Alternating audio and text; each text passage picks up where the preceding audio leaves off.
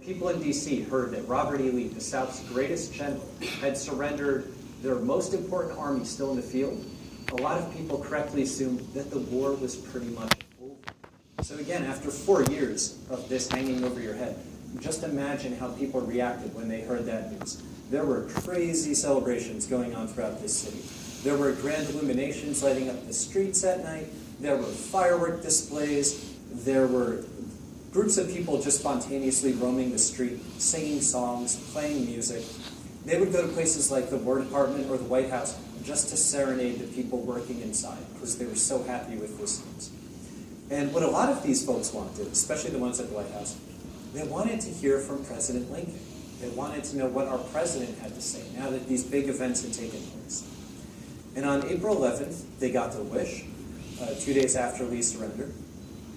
Lincoln gave a speech, and it surprised people for a few reasons. The crowd that gathered to listen to the president, they were expecting something really celebratory, something that fit the mood they were in. And of course, Lincoln started off by addressing these great things that had happened as far as the North was concerned.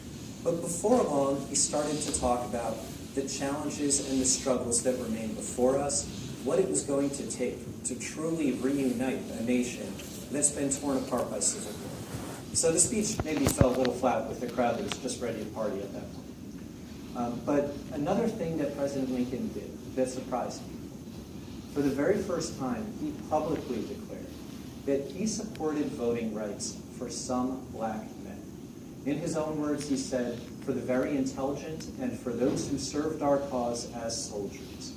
Now, this is at the end of the Civil War, a war that had the issue of slavery right at its heart.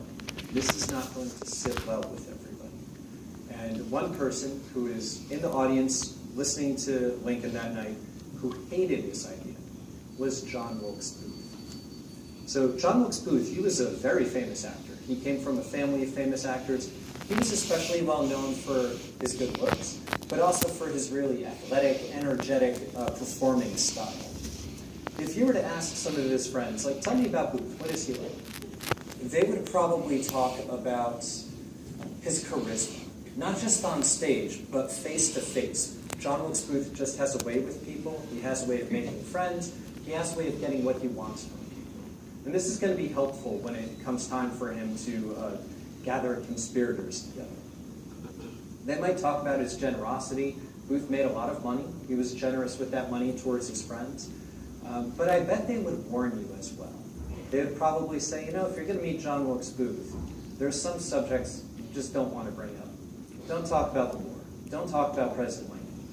Because John Wilkes Booth feels very strongly about these things, and when they come up, he's got a temper, and it's liable to show. He'll get loud. He might actually throw things. He gets really worked up when these issues come up. It wasn't exactly common knowledge, despite his fame, but John Wilkes Booth was a very strong supporter of the Confederacy. He was a racist. He was a firm believer in the institution of slavery.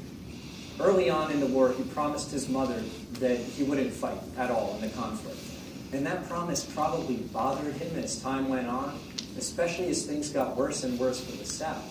It rankled Booth that he hadn't done anything to help the cause that he believed in. So he decided to change that. And he came up with a plan that's kind of crazy to us today. He decided that he was going to go out, grab a few friends, and they were going to go kidnap the President of the United States. That just sounds insane, right? Back then, it was feasible. Presidential security was totally different. The Secret Service didn't exist in its current form. Presidential security was kind of a hodgepodge of like metropolitan officers, some army soldiers. And President Lincoln was notoriously relaxed about his own security. He would do things like leave the White House to go for a walk and just not tell anybody he was leaving. And security would have to find out and scramble to catch up with him. And this was getting to be common knowledge. So theoretically, if Booth or somebody like him could find Lincoln with no security or minimal security, kidnapping him would be feasible. And the long-term goal of this plan was to kidnap the president, smuggle him down south, and get him to the Confederates, and let the Confederacy use our president as the ultimate bargaining chip. Maybe trade him off for the release of soldiers, or even try to end the war on better terms. So Booth gathered some conspirators, these like-minded people, together to carry out this plan. They got an opportunity in March of 1865. They heard that Lincoln was attending a play. Not here. Lincoln loved the theater. He attended lots of plays in different locations. It was kind of his way to just for a few hours get away from how challenging it was to run the nation during the war. This play was being held outside the main part of the city. So the conspirators decided, we'll wait on the side of the road and we'll kidnap them. Obviously, this plan didn't work. He never got them.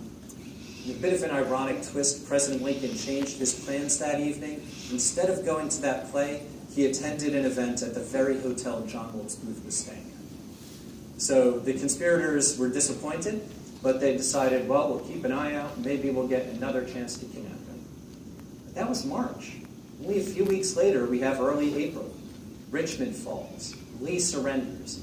At this point, some of the conspirators back out. They basically say, there's no point in this anymore. The South has lost. Who would we even smuggle the president to?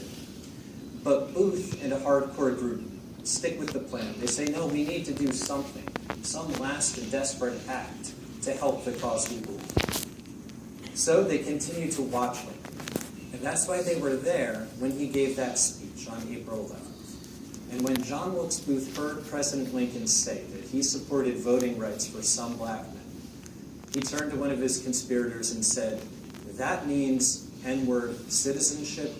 Now by God, I'll put him through. That is the last speech he will ever make. So that goes to motive. It was that thought of black men voting that seems to be the final straw for John Wilkes Booth. Now, the chance for John Wilkes Booth to murder our president just fell right into his lap only a couple of days later. You see, Booth was very well known here at Ford's Theater. He'd performed here multiple times. Lincoln actually saw him perform here once in 1863. And Booth was friendly with just about everyone who worked here, from the stagehands all the way up to the Ford brothers who owned and ran the site. In fact, when Booth was in town, he would usually stay at a fancy hotel. He would have his mail delivered here to Ford's Theater. So on the morning of April 14th, like many other mornings, Booth came over here just to check for his fan mail. And while he was here, he heard that President Lincoln and General Grant were going to attend that night's performance of Our American Cousin here at Ford's. Now, John Wilkes Booth couldn't have planned it better himself. Here comes Lincoln into this place that Booth knows like the back of his hand, a place where he's friendly with everybody who works here. He has total access, a place where it's not strange to see a famous actor just kind of wandering around at his leisure. So Booth immediately starts planning. At some point, he probably took a piece of wood from the music pit here and went upstairs and went to that yellow door right there. That yellow door leads into a short hallway. And from that hallway, another door opens into the box. It's the only way to get into the presidential box. When in that hallway, Booth hid the piece of wood. He knew he was going to use it later. He might have hung around and paid attention to rehearsals for the play. Booth was familiar with the play. And it seems like he might have planned the attack based on what was happening on stage. So he might have especially paid attention to when the big lines went out, how many people were on stage at different times. After that, Booth probably decided, well, time to let the conspirators know about this opportunity. So he gathered them together. By now, though, the plan had grown. John Wilkes Booth no longer just wanted to murder the president. He wanted to cripple the federal government. And he wanted to do that by murdering the president, the vice president, and the Secretary of State, three of the most important people in government. So when he got his conspirators together, he started assigning tasks. Who would do what? The job of murdering the vice president went to George Atzerodt. Not a great choice on Booth's part. Atzerodt was reluctant to commit murder himself. He had no problem with that kidnapping plot, but he didn't want to do this murder thing. So he went to the hotel where the vice president was staying, went to the bar, and just never left. When the appointed time came for him to murder Vice President Johnson, he was at the bar getting drunk. Worked out well for Johnson, right?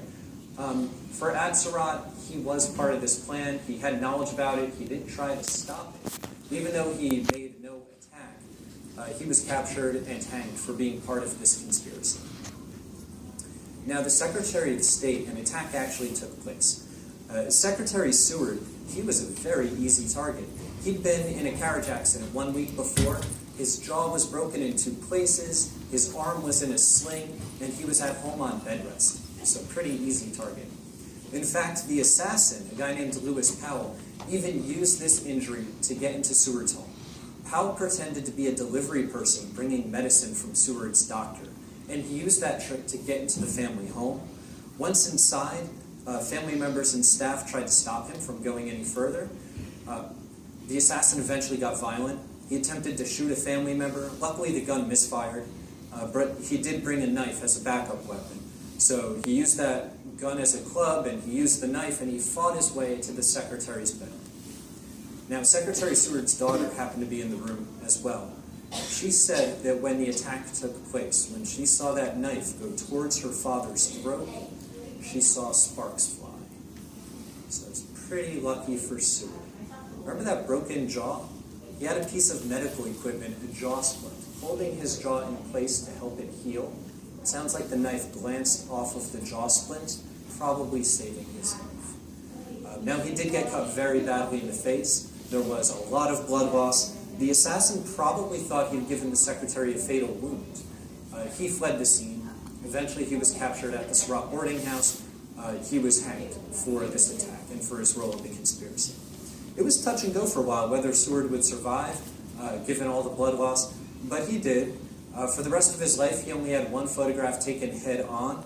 All the rest, he insisted, were taken from his good side, the side of his face that was not scarred in this knife attack. But he made a full recovery. He kept his job as Secretary of State. He bought Alaska for us a few years later, so that was nice. Now, the primary target of the night, of course, President Lincoln. John Wilkes Booth had to keep this target entirely to himself.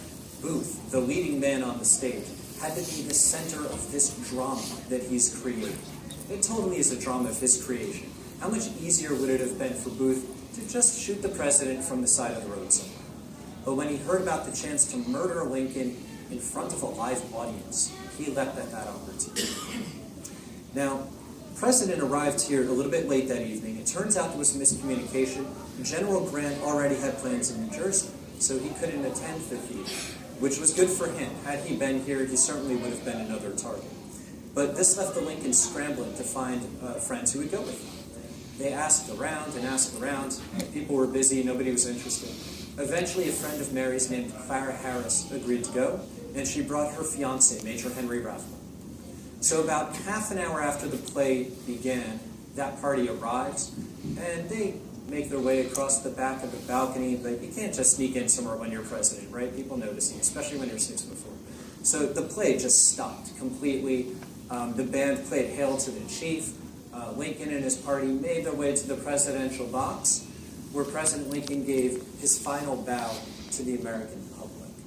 Once they were seated, the play resumed, and about half an hour later, John Wilkes Booth arrived out back. Behind this building is an alley, Baptist Alley. He rode his horse into the alley, had somebody working here hold the horse, said, "Oh, it'll only be a few minutes." Made his way around to the front of the theater, and as he did so, he probably listened. Again, it seems he had the assassination planned for a certain part of the play, so he probably realized he had some time to spare. Went next door to the Star Saloon, had a drink, wasn't even trying to hide. He chatted with the bartender. Eventually, he came back over here. He was seen coming and going out those main lobby doors out front. Nobody cared. It's just John Wilkes Booth. Nobody was checking for a ticket. Again, he has free access to this site. He could roam around at his leisure. Eventually, he goes upstairs, and he goes over to that yellow door. Now, there was no security there, something that surprises a lot of us today. Lincoln did have a security detail that night, a metropolitan officer named John Parker. Parker had stuck around for the first act of the play, and then he left. He was investigated later on and cleared of any wrongdoing. It turns out that there were no specific instructions for him to stay for the entire play, and what was more common back then was for security to basically drop off the president and pick him up afterwards. They usually didn't stick around. So Parker was cleared of any wrongdoing. There was somebody at the door, though. It was Lincoln's valet, who was acting as a messenger, a guy named Charles Forbes. So John Wilkes Booth shows Forbes his calling card, and Forbes lets him in. As far as Forbes is concerned, and other people in the audience who recognize Booth, here comes a famous actor to give his regards to a president that everyone knows loves the theater. People thought this was just a pleasantry. Nobody thought anything terrible was going to happen. So Booth entered the box.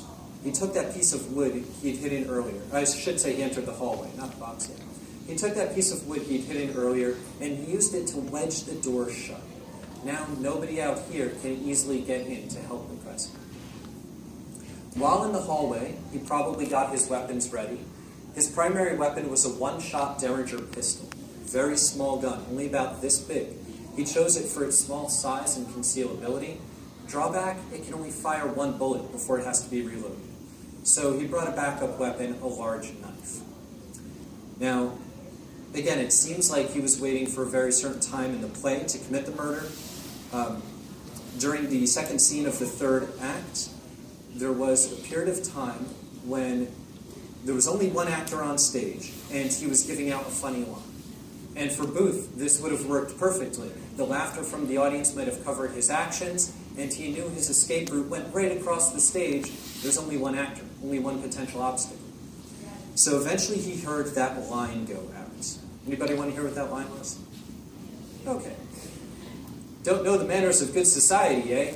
Well, I guess I know enough to turn you inside out, old gal. You sockdologizing old man trap. I know, right? So that was funny in 1865. It did not age well.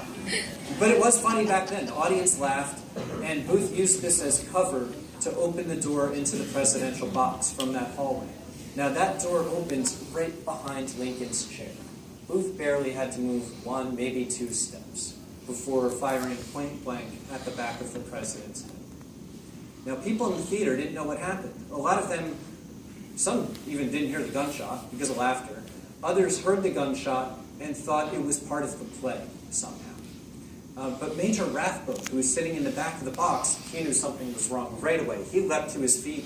John Wilkes Booth attacked him with the knife. He stabbed Rathbone very badly in the arm from the elbow to the shoulder, forcing Rathbone to recoil. That gave Booth the chance to jump from the box onto the stage. This is about a 12-foot drop. John Wilkes Booth trusted in his ability to do this without injuring himself. He'd done jumps like that as part of fight scenes in plays. He may or may not have been successful. Everyone agrees that Booth broke his leg that night. He had to go to Dr. Mudd's house to get his leg fixed. But historians disagree as to whether he broke it right here or later on that night when his very feisty horse might have tripped and rolled on him. In any case, he leapt to his feet. He ran across the stage holding that dagger, and he shouted, "Sic semper tyrannis," which is Latin. It means "thus ever to tyrants." It's a quote going back to Julius Caesar. Booth is basically saying that man was a tyrant, and this is what tyrants deserve. And he thought he would go down in history as a hero who killed a tyrant.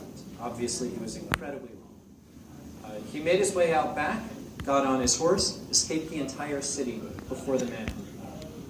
Meanwhile, people, once they realize what had happened, chaos erupts in the theater. Some are rushing forward to see if they can help. In fact, one doctor is lifted by people in the audience up to the presidential box and crawls in that way. Others are rushing to get out. Upstairs, people are desperately trying to get through that door, but it's wedged shut. Eventually, a very weak Major Rathbone, who's lost a lot of blood, is able to pull that bar out of place. People enter the box. Among the first, a young surgeon named Charles Leal. Dr. Leal, he's the first doctor to get to Lincoln. He realizes the president is alive, but just barely, and that this is a fatal wound. He cannot survive.